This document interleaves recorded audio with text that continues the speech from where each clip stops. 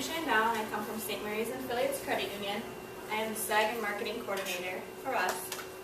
Basically, I travel around to all the different areas. Like I go to St. Clair, Baraboo, St. Clair, or not St. Clair, the Meadows, and then I go to Janesville twice a week. So I'm here kind of once or twice a week. So it felt perfect for today that I could do the presentation. All right, so I'm sure many of you have heard about identity theft, but I'm not sure if many of you know the different ways you can protect yourself. Experts agree that you can't totally protect yourself from every situation, but there are things you can do to minimize your chances of becoming a victim to identity theft. All right, what is identity theft? It occurs when someone else uses your name, social security number, your credit card information, other identifying information without your permission to commit fraud or other crimes. Because fraud affects so many individuals and has such a negative impact on our financial lives, it is essential that we raise awareness of this serious crime.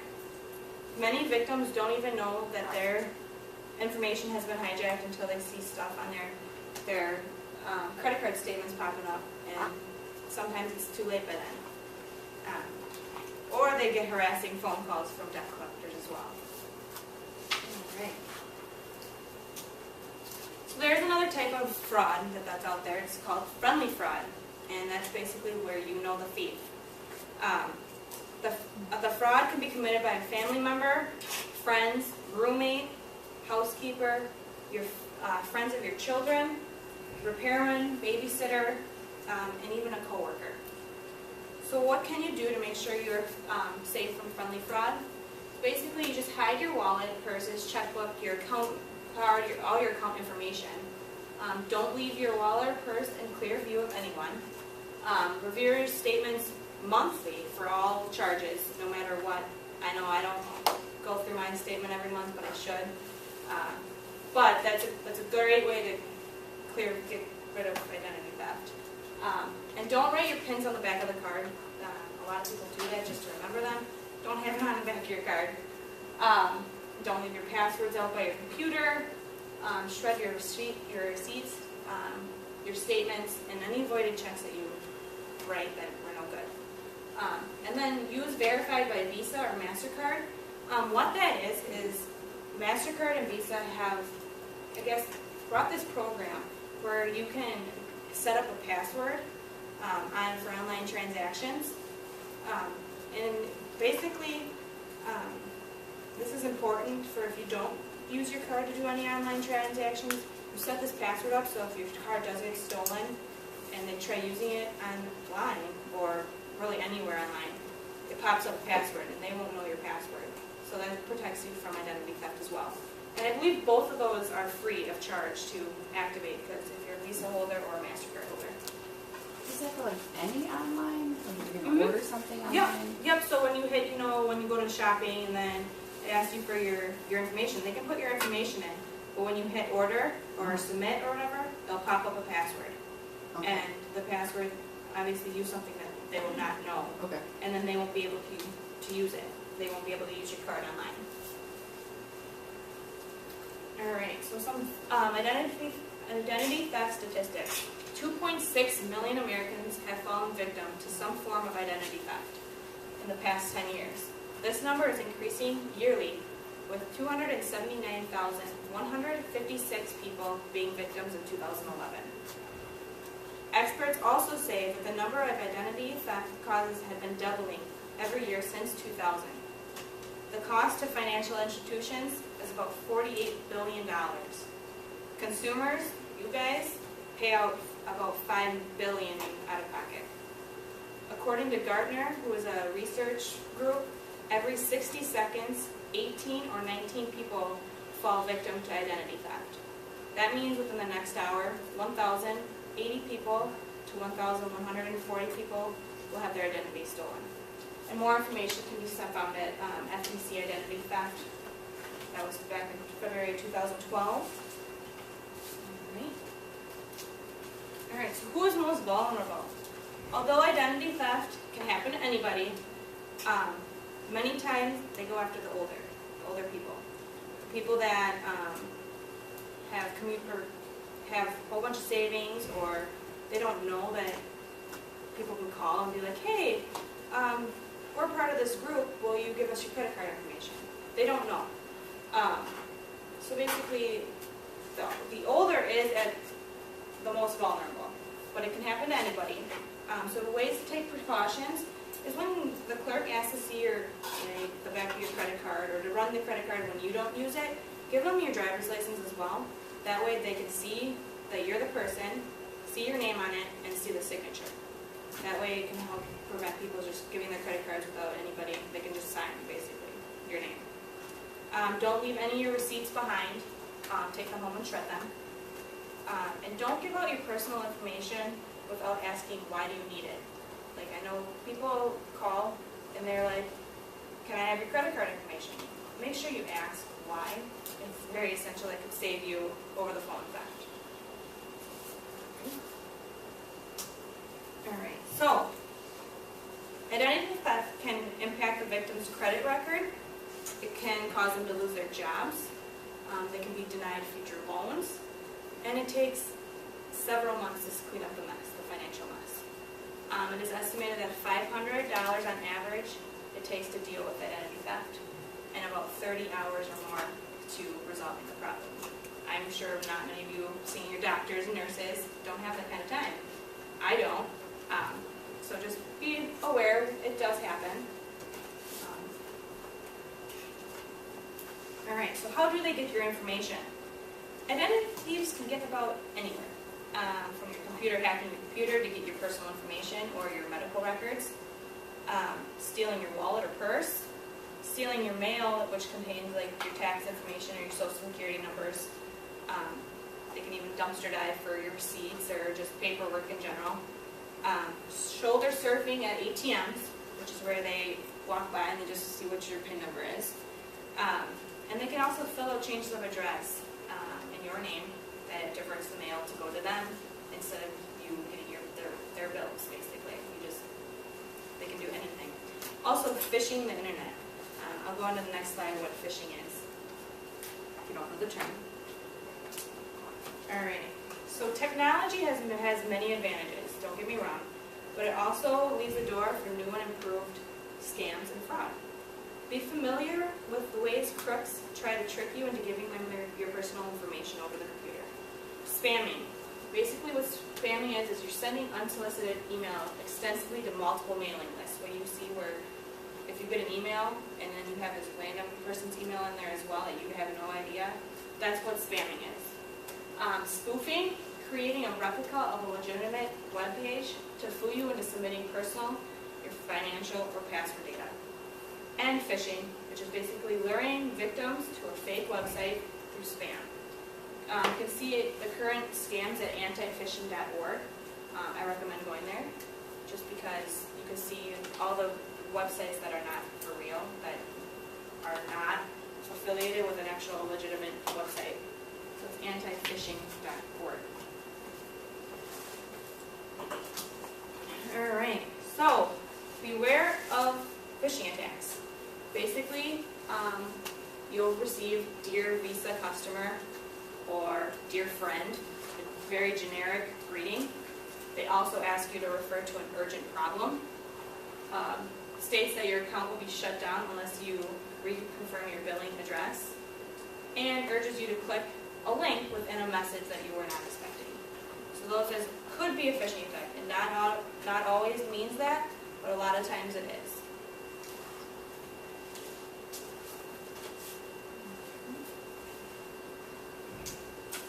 Alright, beware of skimming.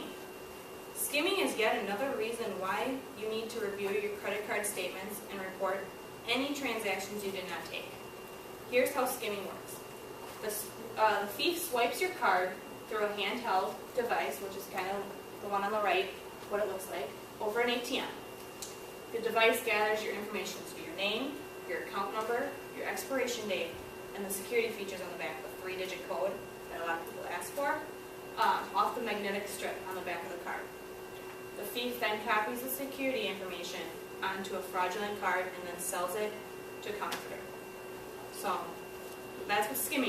kind of what they look like. They're really small, so it's not that big.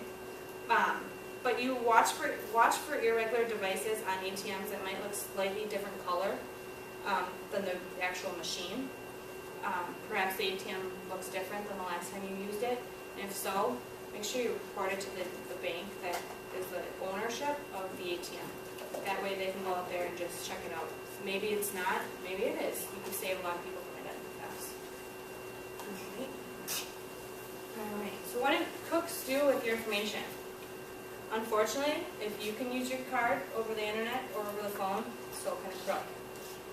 That way, they're able to go on spending sprees using your credit card and your debit card.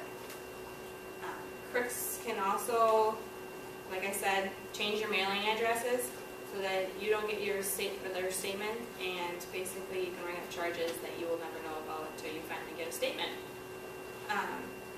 Crooks can even take out loans in your name if they have the right information. They can establish services such as phone services or internet services in your name so that you get the bill and they don't. And then they also have even dodged law enforcement. Basically, when they get arrested, they use your name, and you can actually end up getting arrested yourself. Alright, so tips to protect your Social Security number. Do not give your Social Security account number, your passwords, your mother's maiden name, your birth date, your PIN over the phone. Don't carry your Social Security number in your wallet or purse unless you need it that day. Say you're going to open an account and you need the actual Social Security, that's the only time you want to actually carry it with you. Don't use your last 4 of your social as your PIN. Make sure you memorize your PINs. And then don't let clerks write your Social Security number on the checks as ID. Say you don't have your identity or your ID card with you, they will write your Social Security. Don't let that happen. And lastly, don't have your Social Security number printed on your checks. You can have them printed, don't do it. It's a bad idea. Alright, so when you need to give out your Social Security number, so I list when and when not to. You may need it at credit unions or banks when you're opening accounts or getting loans. Your employers need it. Income tax records, vehicle registration, credit bureau reports, college records, and then lastly, loan applications. Don't give it over the phone, on personal checks, on your driver's license, on your club membership. Don't use it as ID for store purchases, and just general identification. Don't use it. Alright, so warning signs that you might have fallen victim of identity theft. Your monthly statement contains fraudulent charges or suddenly stop arriving. If you don't receive mail for several days, you're denied credit for no apparent reason, so you haven't taken a loan for a while, and you don't know why you haven't gotten it. It could be identity theft. You start receiving bills from unfamiliar companies that you never joined or whatever. And then you receive phone calls from collectors or debt collectors that don't belong to you. So you might have fallen victim then. What do you do if you have fallen victim? Contact the fraud unit. This is also on that sheet of paper that I gave you. It'll lift federal, I believe it's called Federal Trade Commission. It's on the middle section. But there's the number, and I have it on your sheet as well. You call their hotline. Contact each creditor. Make sure you file a report with the police office or the police department. Make sure you get that report from the company, and make sure you send it to all your creditors, so your loan paperwork, just so they know that you have fallen victim and they don't give out any of your information to anybody. Alright, so once again, review your statements. If you order a box of checks, don't have them shipped to your house if you feel like you don't want to leave them in your mailbox. You can have them be picked up at your credit union or your bank. Mail your bills from a locked mailbox or a post office. Once again, watch for shoulder surfing at the ATMs and shred everything. And then check your credit report annually just so you can see if anything has been taken out in your name. So you can get one free credit report per year. It's annualcreditreport.com, or you can call that number. You can send to Annual Credit Report to that PO box, and they'll get you a credit report. And also, you can get one free if you're denied credit within the past 60 days. If you're a victim of identity theft, you're a welfare recipient, or you're unemployed in job hunting. So they have to be put together.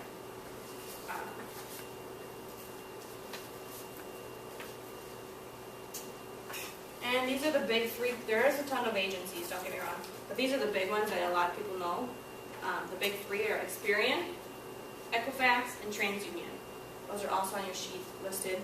If you ever need to contact them, there's a order report and a fraud unit as well. And then the website. Is one of those better than another, or are they all the same? No, they're all really the same. For us, we use TransUnion when we do loan paperwork. That's the one we use. But any of those top three, that's the one that most people know. There are a lot of different agencies that are smaller, but these are your big ones, and a lot of people use them.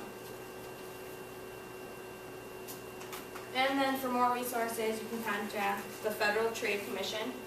This gives you the address, and it also gives you the website. And then Better Business Bureau, that's a really good one, because you can actually go to their website, type in the company, and it'll tell you if they've got any complaints in the company, or if there's anything wrong with it. And then Privacy Rights Clearinghouse is another one. All right, and remember, your credit union or bank can help you with all your financial challenges. Thank you. Do you have any questions? No? Yeah, go ahead. For receipts, if they just have the last four numbers of your credit card number, is that okay to throw in the garbage? Yeah, that's completely fine. Sometimes they can guess at your card number if they're really good, though. They just start be like, oh, they gave me the 4, so just start guessing, and that's how they get your card too. I just recommend shredding everything, just to be safe. Make a note in a notebook where you spent the money, put it in a locked drawer or something, so you have it on record or take somewhere. But I wouldn't. And right now credit cards do cover it. Yep. In the future, can we expect them? You can expect that. Credit cards, I know, there's a certain time frame of it happening. I think it's about 60 days or so, and it does cost money to have it. It's like $50 or more. For instance, for us, when we have the debit card for your checking account, if you report any activity with us within 60 days, we take all the charges on us, and we give you provisional credit, and we basically take it and we fight wherever the charges came from. So nothing's on you. We take the charges, we give you that money back. Okay. But you're saying now credit card companies are charging a fee? There's some of them that do. There's a fee, I believe it's $50 for every charge. But that's completely up to your credit card, how much they charge or whatever. Yeah. So to start that secure password for Visa, do you just go online to Yep. Visa, You can just or? you go online to Visa, or you can just type it into Google, and it'll bring you up the first one, I believe you want to click on, and it'll walk you right through. Oh, Hopefully that'll work. I didn't know that before I started doing research on this, and I'm like, wow, I should do that, because I do a lot of online transactions, so it will save you in the long run. Okay. Yeah. And if you do have it, you have that screen up. It said, what to do. You call. Was it the Federal Trade Commission, or was Yep, it? it was the Federal Trade Commission. Okay. Any of the there's a whole bunch of them you can contact. Yeah. That You one. can call that number, that's the hotline. Okay. Otherwise, you can also call any of the Experian, Equifax, and TransUnion. There's a fraud unit on them too. Okay. Any other questions? All right, thank you. Thank you. And if you want, we have little gifts, or little chip clips or maybe clips. You can have a couple if you like.